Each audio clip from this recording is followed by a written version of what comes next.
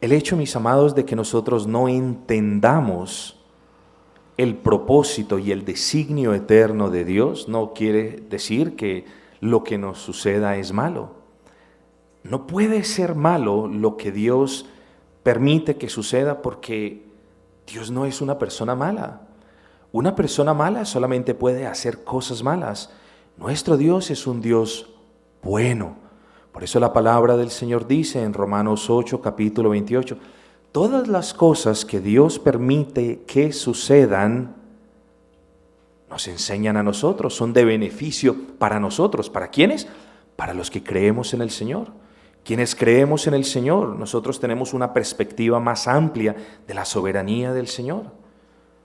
Ahora, nosotros no somos de aquellos que vamos y pecamos y nos metemos en problemas y decimos, bueno, esa fue la voluntad de Dios. No, ese tipo de personas no somos nosotros. Pero quise traer este versículo simplemente para recordarles, Satanás tiene un poder limitado, Satanás no se puede llevar a nadie para el infierno como nos han enseñado, porque en ese caso entonces Satanás tendría una voluntad que interferiría con la del Señor. Oiga, pórtese bien porque si no el diablo se lo va a llevar. No, sígase portando mal y usted mismo se hará acarreador, se hará beneficiario, entre comillas, de la ira de Dios. Satanás no tiene poder para llevar a nadie al infierno. Dios es quien tiene poder para salvar. Dios es quien a través de Jesucristo nos ha encomendado el mensaje del Evangelio, un mensaje que no solo puede ser predicado en las iglesias, un mensaje que tiene que ser escuchado por todo el mundo, un mensaje que es para todo el mundo. El hecho de que el mensaje sea para todo el mundo no quiere decir que todo el mundo vaya a responder al mensaje, pero el Evangelio debe ser proclamado en todo el mundo, es una orden del Señor. Entonces, queridos amigos y hermanos, entramos en la materia de la predestinación.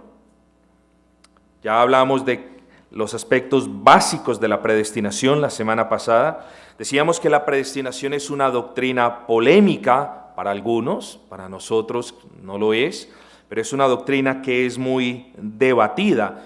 Unos dicen Dios es quien elige, otros dicen el hombre es el que elige. Básicamente esa es la división mayor. ¿Quién es el que elige? Nosotros decimos Dios es el que elige. Dios es Dios. Dios es el Señor. En su casa, usted como padre de familia no permite que sus hijos tomen decisiones de gran calibre.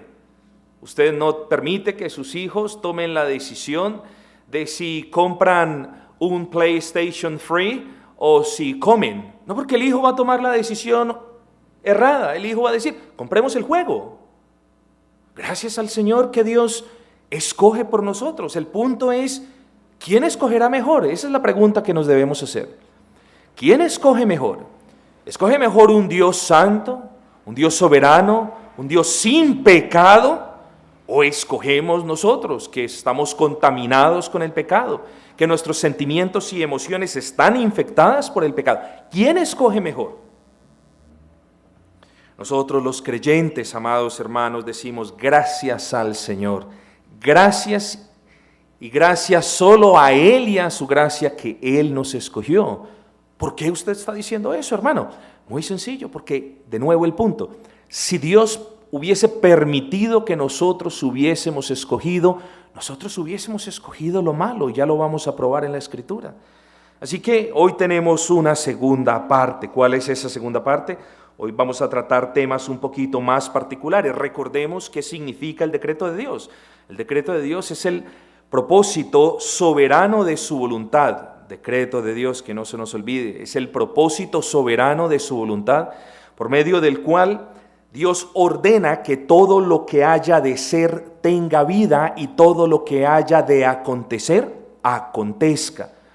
Se los he repetido semana tras semana, mis amados hermanos, que no se nos olvide, el decreto de Dios es el propósito de Dios, eso es sencillamente el decreto de Dios. Es el propósito de Dios por medio del cual Dios ordena que todo lo que haya de ser, entonces nazca, entonces viva, y que todo lo que haya de acontecer, entonces suceda. ¿Para qué? Para cumplir el designio eterno del Señor. En otras palabras, nosotros estamos aquí para glorificar al Señor. Nosotros no estamos aquí para gozarnos en los deleites de este mundo, mis amados. Y lo digo y voy a ser puyante e incisivo por lo menos durante 3 o 4 semanas más con el movimiento carismático. ¿Por qué? Muy sencillo. Nosotros no estamos aquí para ser prósperos. ¿Quién dijo eso? ¿Dónde está en la Escritura eso? Nosotros no estamos aquí para divertirnos en los placeres vanos y temporales de este mundo. Para eso no nos creó el Señor. Ese no fue el propósito por el cual fuimos creados. Nosotros fuimos creados para hacer luz en las tinieblas y traer la gloria a Dios, y eso lo vamos a ver el domingo. Nosotros no fuimos creados para embriagarnos en los deleites pasajeros de este mundo, mis amados hermanos. Nosotros fuimos creados con el propósito específico de glorificar al Señor. Para eso fuimos nosotros creados. Nosotros sin merecerlo fuimos creados vasijas de honra para la gloria del Señor. ¿Quiénes somos nosotros? Si nuestros materiales han sido los peores, si solamente en nuestros corazones estaba de continuo el hacer el mal, y que Dios haya visto la porquería en nosotros y aún así nos haya elegido para salvaciones, es un pensamiento que nos sobrecoge de veras. Entonces, tengamos en cuenta esto del decreto del Señor, porque el decreto de Dios es una parte clave del estudio teológico cristiano, al menos del estudio teológico verdadero. Y recordemos que la teología cristiana empieza con Cristo, se basa en Cristo y tiene a Cristo como centro, no tiene al hombre como centro, es Dios quien decide. Recordemos rápidamente a manera de introducción los 3 atributos de los cuales hablábamos la semana pasada: la eternidad, la santidad y la inmutabilidad. Dios es eterno, es decir, Dios no tiene principio, Dios ha sido, Dios es y Dios será, es el alfa y el omega. Entonces decimos Dios es eterno y lo probamos la semana pasada. Como Dios es eterno, sus pensamientos siempre han sido eternos. Siempre. Yo no puedo desligar este atributo de la eternidad de Dios de la persona de Dios y mucho menos de los deseos o de la voluntad de Dios. No lo puedo hacer. Entonces, siempre que nosotros, recuerden, pensemos en el Señor, siempre debemos decir, no, los deseos, los decretos, lo que el Señor quiso hacer, lo quiso hacer desde toda la eternidad. Siempre eso es clave en este estudio de la predestinación. El Señor es eterno. El Señor es santo, claro, el Señor no hace nada malo, su voluntad es perfectamente buena, pero el atributo quizás en el cual empleamos un poco más de tiempo fue en el atributo de la inmutabilidad. La voluntad de Dios es inmutable porque lo que Él quiso hacer en la eternidad pasada no fue influenciado por el hombre, y eso si algo se le queda a usted el día de hoy, bueno, espero que mucho, pero que se le quede eso. Esto, como dice un amigo, lo voy a guardar en mi archivo personal de la memoria. Si algo se le ha de quedar, que se le quede esto. La voluntad de Dios en ningún momento depende de lo que el hombre quiso hacer con su vida o de lo que el hombre habría de hacer con su vida. No depende, porque entonces de nuevo estamos hablando de un Dios que depende de lo que el hombre va a hacer para él reinar. Y ahí, como les decía hace 4 semanas, ahí entonces no tenemos a un Dios soberano, ahí tenemos a un Dios esclavo de la voluntad del hombre. Ese es el punto. Hablemos de la salvación del hombre. Vamos a ir paso por paso en un razonamiento lógico y metódico, porque quiero que ustedes entiendan. Así que si no termino hoy, no importa, pero esta lista de razonamientos quiero que quede claro en ustedes. Solo pueden ser salvos quienes confíen en Cristo y se arrepientan. Eso es una verdad, ¿cierto? Estamos todos totalmente de acuerdo. Yo creo que no hay nadie que refute esa verdad. No puede haber salvación sin fe en Cristo. Somos justificados por la fe en Cristo. Somos salvos por la gracia de Dios. Como consecuencia, nadie puede ser salvo sin confiar en Cristo. De la misma manera, arrepentidos porque el reino de los cielos se ha acercado. Esa fue la predicación de Juan el Bautista, esa fue la predicación de nuestro Señor Jesucristo.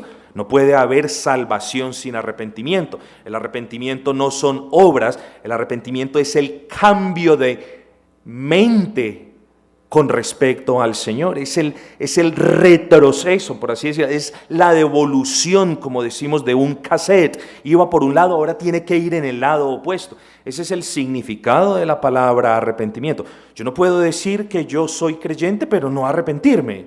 ¿Cómo puedo decir yo que soy creyente y que estoy refugiándome de este sol arrollador de la mundanalidad bajo la sombra de la cruz si no he venido a la cruz? Es como si la persona dice, camina en el mundo, sigue caminando en el mundo y dice, no, yo tengo fe, ya creí en Cristo. ¿Y dónde está tu arrepentimiento? Tu arrepentimiento por la gracia del Señor es esa gracia del Señor por la cual ahora tú volviste tus ojos hacia Cristo y ahora tú estás caminando hacia Cristo. Y eso es lo que pasa en el mundo carismático de hoy en día. Las personas es todo fe, fe, fe, claro. Y la fe es el elemento único, el elemento indispensable, es un don del Señor. Pero las personas dicen, no hay necesidad de arrepentimiento, no hay necesidad en lo absoluto. La palabra del Señor dice, claro que sí, debemos arrepentirnos. La fe que el Señor nos da es una fe que causa arrepentimiento instantáneo. Unos dicen que viene primero, otros dicen que viene después. Es una moneda, para que ustedes lo vean, es una moneda de dos caras. A ustedes le piden pagar 1,000 pesos y usted saca una moneda y el Señor le dice, no, si no veo el sello de 1,000 no se la recibo, no, vea cara o vea el sello, se la recibe. Entonces, no nos preocupemos tanto de qué es primero, preocupémonos de que son dos gracias gemelas que Dios le da al hombre para que el hombre pueda ser salvo. Entonces decimos, solo pueden ser salvos las personas que confían en Cristo para salvación, que tienen una fe salvífica y que se devuelven de sus malos caminos. Estamos hasta ahí de acuerdo. Pero hay otro enunciado. Los medios por los cuales nosotros podemos venir al Señor, es decir, la fe y el arrepentimiento, no los venden en la farmacia, ni en la panadería, ni en la casa. Solamente los puede dar el Señor. Nosotros decimos, ¿somos salvos por obras? No, somos salvos por gracia. De manera inmerecida, Dios nos provee los medios para venir a Cristo. Esa es una diferencia tremenda. Decir que somos salvos por obra sería ir en contra de la palabra. Decir que somos salvos porque tuvimos el deseo sería ir en contra de la palabra. Somos salvos porque Dios en su bondad, mis amados hermanos, nos proveyó tanto la fe como el arrepentimiento. ¿Sabía usted eso? Espero que lo sepa ahora. Entonces decimos, fíjense ustedes, solamente hay salvación para quienes se arrepienten y para quienes creen en el Señor, para quienes depositan su confianza en el Señor. Pero decimos que tanto la fe como el arrepentimiento son dones de Dios. Ahora, si son dones de Dios, solo Él los puede dar. Y aquí es donde nosotros comenzamos a entender que la salvación no es del hombre. Dios la concede. A quien Dios quiera salvar, a Él le da el arrepentimiento y le da la fe para que crea en su Hijo. Dios es bueno, Dios todo lo hace, de principio a fin, mis amados hermanos. Santiago 1:17, yo los leo, toda buena dádiva y todo don perfecto desciende de lo alto. ¿Qué les estoy diciendo? Nosotros no tenemos con qué ser salvos, amados. Si el Señor nos hubiese dejado, como dicen ellos, en nuestro libre albedrío, jamás hubiésemos venido al Señor, porque nosotros no tenemos con qué ser salvos. Nosotros necesitamos el regalo de Dios, que es la gracia del arrepentimiento y de la fe en Jesucristo. Lo necesitamos. ¿Y dónde lo podemos conseguir? Bueno, en ninguna parte, mis amados. Viene de lo alto, viene del Padre de las luces, viene del Dios que es bueno. En otras palabras, la conclusión a la que quiero llevarlos es a esto. Solamente quienes reciben los dones de lo alto pueden ser salvos. Es así de sencillo. Ahí se termina todo el argumento. Solamente quienes lo reciben de Dios. ¿Por qué hay hombres tan obstinados diciendo, no, aún queda algo de bondad en nosotros? El pecado original no nos corrompió del todo. ¿Por qué hay hombres diciendo de que nosotros, aún estando alejados de Dios, queremos venir al Señor? No, amados, si es que queremos venir al Señor, es porque el Padre de las luces, es porque el Dios de lo alto nos ha enviado de lo alto los medios para que nosotros aquí en lo bajo vengamos a la cruz y creamos en Él y allí obtengamos perdón de pecados. Es así. Tú tienes que ejercer el arrepentimiento, claro. Tú tienes que ejercer la fe salvadora, en alguna manera, por supuesto que sí. Pero todo es a causa de Dios. Dios es el Padre que nos da a nosotros los medios para que nosotros seamos adoptados en su familia. Nada es del hombre, es del Señor. Entonces, todo deseo de salvación en el hombre desciende de Dios. Todo fastidio, háganse en esta pregunta, todo fastidio que una persona pueda tener por el pecado, desciende de Dios. Todo anhelo de perdón y de reconciliación, esos buenos deseos, descienden del Señor. Toda fe y arrepentimiento, ya lo dijimos, descienden del Padre de las luces. Entonces, solo Dios otorga el arrepentimiento. Fíjense en lo que les voy a leer en este versículo. Hechos 11:18, para quienes están anotando. Entonces, oídas estas cosas, callaron y glorificaron a Dios, diciendo, de manera que también a los gentiles ha dado Dios arrepentimiento para vida. Bien, el arrepentimiento no viene de nosotros. El arrepentimiento es un don de Dios. No se les olvide, Hechos 11:18. ¿Quieren más? Vamos a leer más. Segunda de Timoteo, capítulo 2, versículo 25. Que con mansedumbre corrija a los que se oponen, para así quizá Dios les conceda que se arrepientan para conocer la verdad. Es Dios quien produce el arrepentimiento en nosotros. Es Dios quien nos da la fe para creer en su Hijo, Efesios 2:8, porque por gracia sois salvos por medio de la fe, y esto no de vosotros, porque es don de Dios. ¿Ven? Dios produce, o Dios nos regala el arrepentimiento, produce en nosotros el arrepentimiento, y también nos da la fe para creer en su Hijo. Entonces, si Dios es quien nos provee los medios de gracia para venir a Cristo, si Dios es quien nos provee los medios para creer en su Hijo, para que seamos salvos, la pregunta que yo le hago es a usted, ¿quién está decidiendo su salvación? ¿Usted o Dios? La respuesta es Dios. Que a usted le toque en un momento de su vida, gloria al Señor, reconocer a Cristo como su Señor, como su Dios, como su Salvador, como su todo. Claro que sí. Pero la pregunta es, no si le toca hacerlo o no, la pregunta es, ¿por qué lo estamos haciendo? Y ahí está la divergencia. Nosotros, los creyentes bíblicos, decimos que nosotros reconocemos a Cristo como Dios, Señor y Salvador. Fue porque Él mismo obró en nuestros corazones para poder hacerlo. Esa es la diferencia. Los otros dicen, no, porque aún nosotros no hemos llegado a ser tan malos. Es como si de la inmundicia y es como si de la rapiña y de la podredumbre usted pudiese sacar un plato exquisito con el que usted deleitase al Señor. No, dice la Escritura. Si nosotros venimos a Cristo y creemos en Él y nos arrepentimos, es porque Dios ha obrado en nosotros. El crédito para el Señor, la gloria para el Señor. En el tipo de salvación arminiana, el crédito es para el hombre, la gloria es para el hombre. La Escritura dice, no, no es así. ¿Por qué es tan difícil que algunos amigos entiendan que ellos sí tienen que poner en marcha esos dones, pero que los dones proceden de lo alto? ¿Por qué es tan difícil? Por el mismo pecado del hombre, por el mismo egoísmo del hombre, por el mismo orgullo del hombre que dice, no, yo lo puedo hacer.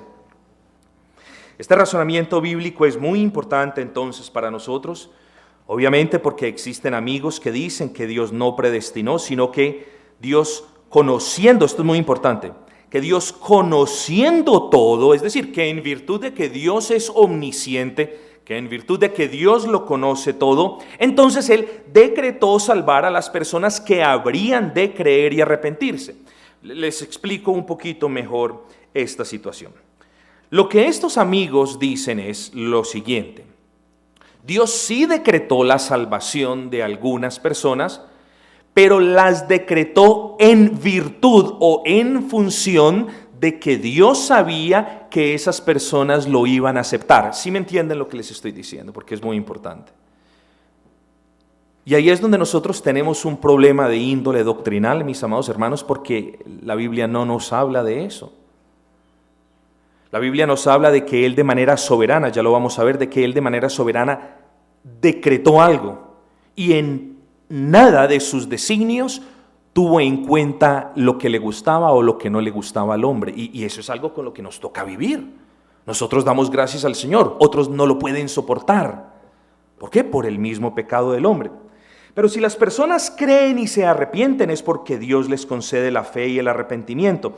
Eso ya lo vimos, amados hermanos. En otras palabras, si Dios conoce las personas que iban a encontrar la salvación, era porque Dios había determinado darles los medios para que esas personas fuesen salvas. Lo que les estoy diciendo es que Dios no salva a las personas porque Dios sabía quiénes iban a creer, entonces Él decretó la salvación para esas personas.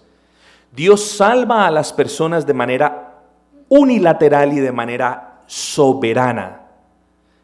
Entonces cuando los arminianos, y de ahí venimos muchos de nosotros, los carismáticos son arminianos en esencia a más no poder.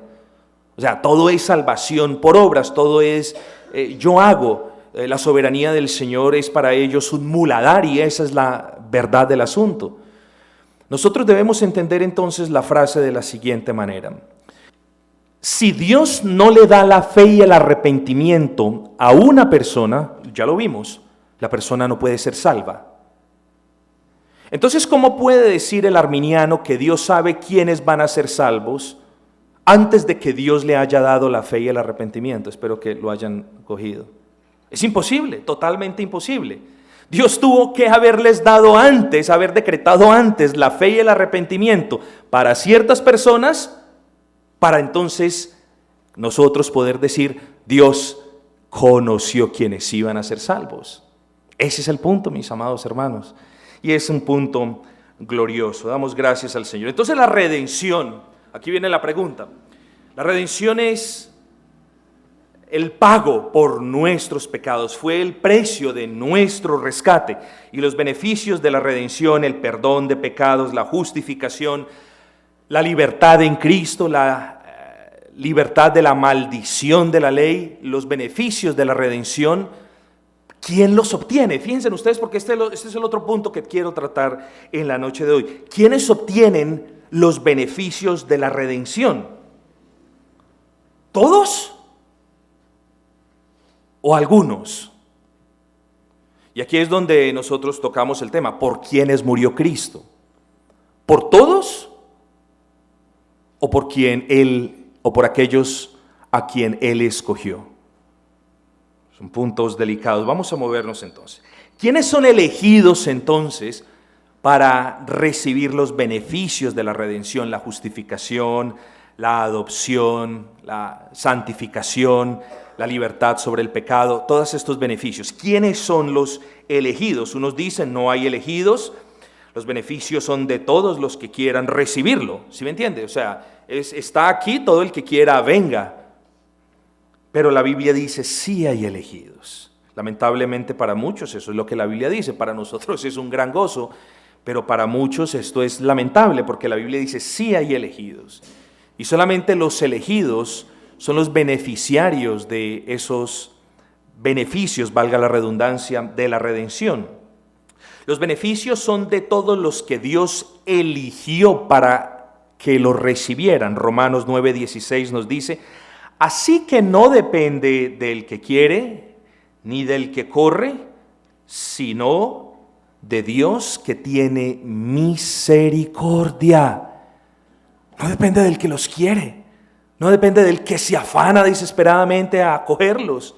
Los beneficios que Dios da en la salvación dependen de Dios y a quien Dios se lo quiera dar. No depende del que quiere, dice el Señor.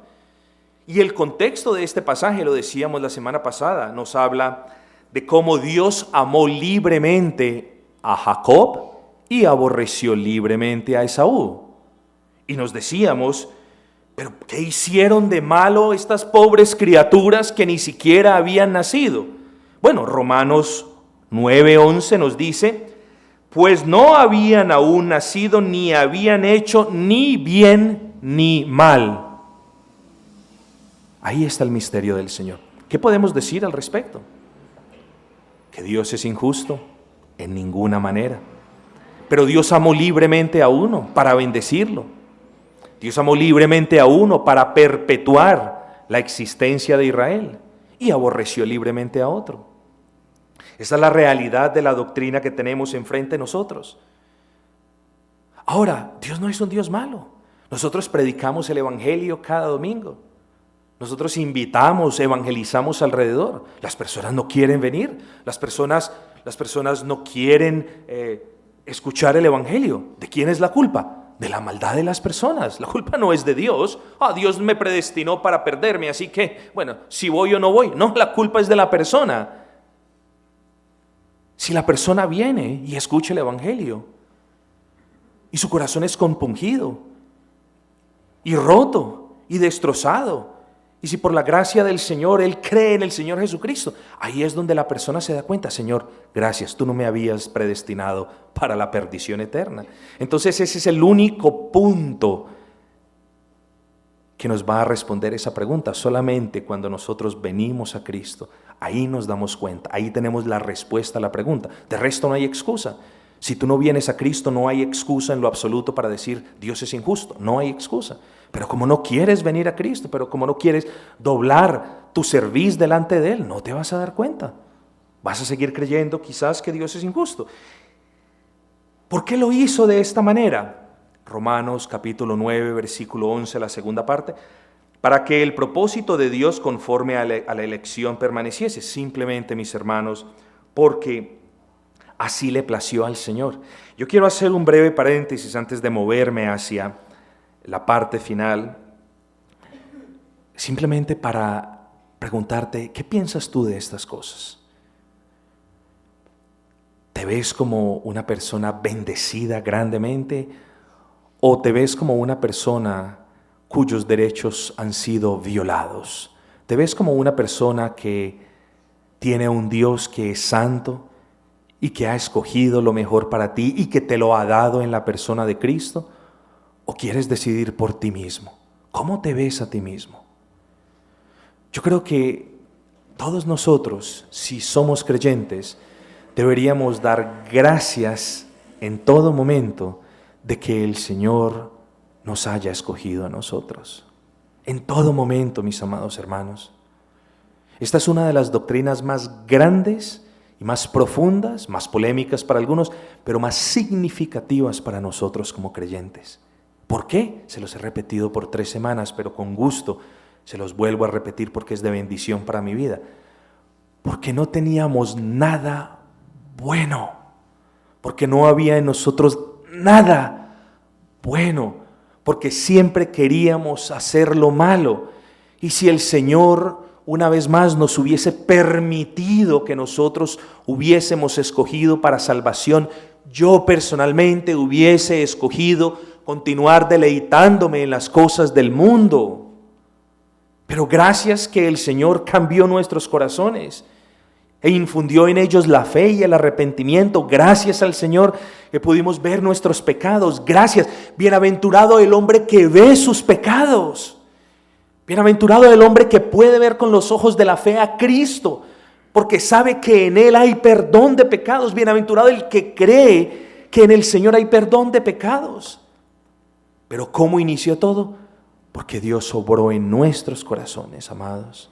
Si Dios nos hubiese dejado infectados en el pecado en el que estábamos, hubiésemos continuado nuestras vidas común y corriente.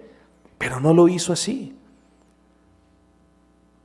Muchos son los llamados y pocos los escogidos. ¿Cuán privilegiado eres tú? ¿Acaso el Señor no tenía la potestad para dejarte en una de las sectas en las que estabas? ¿Acaso el Señor no tenía el poder para dejarte en el vicio en el que estabas? Claro que sí, lo tenía, pero decidió salvarte, pero decidió traerte hacia Él, pero decidió inyectar en tu corazón tanto el querer como el hacer. ¿Por tu voluntad? No, por la voluntad de Dios. La gloria es del Señor, hermanos. Esta es una hermosa doctrina. Entonces, amados, nos hacemos la pregunta, ¿por qué nosotros decimos que la persona en su estado natural no puede escoger? Vamos a verlo. Les voy a dar 5 razones por las cuales una persona en su estado natural, es decir, alejado de la gracia del Señor, sin gracia en sus corazones, es decir, en el estado en el que nació, una persona nace, crece, vive, una persona en ese estado no puede decidir lo que es bueno, mucho menos decidir la salvación. Les voy a dar 5 puntos bíblicos. Número 1, porque el hombre nace en pecado. Ese es el punto número 1 del por qué el hombre en su estado natural no puede, por naturaleza, escoger lo bueno. El hombre nace en pecado. Salmo 51:5. He aquí en maldad he sido formado y en pecado me concibió mi madre. Desde pequeño el niño es un pecador. Y no solamente el hombre nace en pecado, sino que el hombre aprende siempre a hacer lo malo. Salmo 14, versículo 1 al 3. Se han corrompido todos y hacen obras abominables. No hay quien haga el bien. Jehová miró desde los cielos sobre los hijos de los hombres para ver si había algún entendido. Escuchen. Si había algún entendido, si había alguien que buscara de Dios. ¿Lo encontró? No encontró a nadie. Entonces, si ustedes quieren una prueba tangible, firme, de que el hombre en su estado natural no tiene el deseo de buscar a Dios, no se les olvide, Salmo 14. Dios miró desde los cielos a la humanidad para ver si había al menos algún entendido que buscara a Dios. Salmo 14, versículo 3. Todos se desviaron a una sean corrompidos. No hay quien haga lo bueno, no hay ni siquiera uno. El hombre no puede decidir por Dios porque nace en maldad y porque continúa viviendo en maldad.